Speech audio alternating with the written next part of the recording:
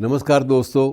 मित्रों, आप जो वैचारिक स्तर पर हम लोग बेशक भले ही इस बात को माने कि भारत के प्रथम प्रधानमंत्री के विषय में बहुत सारी विवादास्पद बातें, उनकी वैचारिकता के बारे में भी विवादास्पद बातें सामने आती हैं और हम लोग कुछ एक मामलों में उनके जो विरोधी हैं, जो कटु समीक्षक हैं, जो कटु आलोचक हैं, वो भी सप्रमाण बात करते हैं। लेकिन इसके बावजूद आप ये बात मानिए कि कोई भी व्यक्ति सिर्फ जोड़ तोड़ के कारण शिखर पद पर नहीं जा सकता। उनके जीवन की एक घटना का जिक्र मैं आपसे ज़रूर बांट लेता हूँ, यद्यपि मैं भी उनकी जो राजनैतिक दृष्टि थी उसके समर्थकों में नहीं हूँ। बहुत सारी भूलें उनसे भी हुई, लेकिन उनके बावजूद जीवन शैली के विषय में एक बात मुझे नहीं भूलती कि उनकी दो बहनें थी उनकी, एक कृष्णा पंडित और दूसरी विजय लक्ष्मी पंडित। तो विजय लक्ष्मी पंडित जो थी वो बाद में कालांतर में यूएनओ में महासचिव के पद पर भी रहीं, मुखिया बनी उसकी यूएनओ की, संयुक्त राष्ट्र संघ की भी। तो ये छोटी मोटी बात नहीं होती। लेकिन एक बार, मैं पुराने दिनों की बात कर रहा हूँ कि वो दिन बड़े अजीब थे। उन दिनों में हर चीज़ के लिए एक नैतिक मापदंड जो है सभी राजनीतिज्ञों ने निर्धारित कर रखे थे। अब नेहरू जी के बारे में लोग ये भी कहते हैं उनके कपड़े पेरिस से धुल के आते थे। बहुत सारी बातें उनकी जीवन शैली के बारे में और उनके जो महिला मित्र थे उनके बारे में भी प्रचलित रहती हैं। लेकिन ये बात जो है विशेष रूप से याद रखी जानी चाहिए कि ये एक गुण ऐसा भी था कि जिसमें कंप्रोमाइज़ उनकी ज़िंदगी में भी नहीं थे।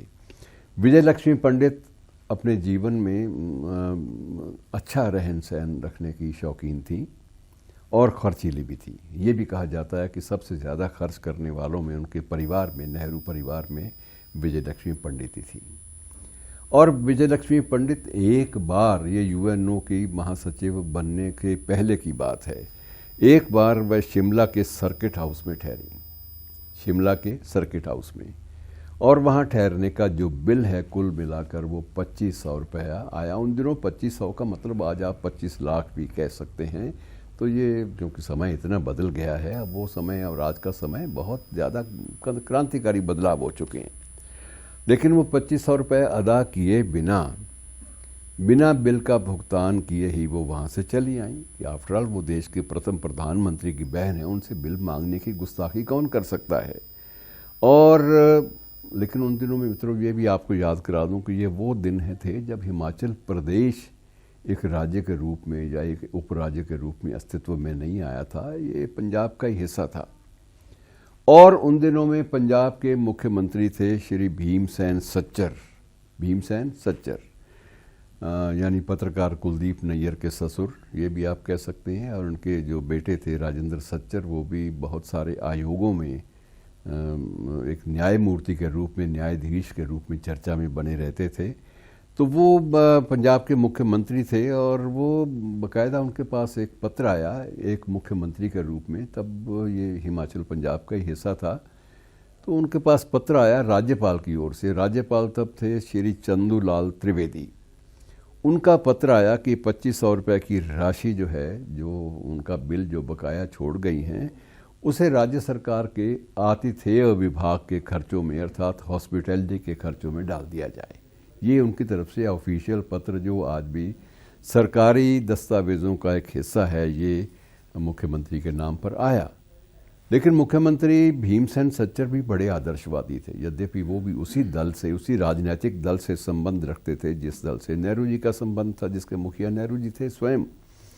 लेकिन उन्होंने इस बात पर बाकायदा थोड़ा सा आपत्ति दिखाई कि ये तो संभव नहीं होगा, ये तो वैधानिक रूप से सही नहीं होगा।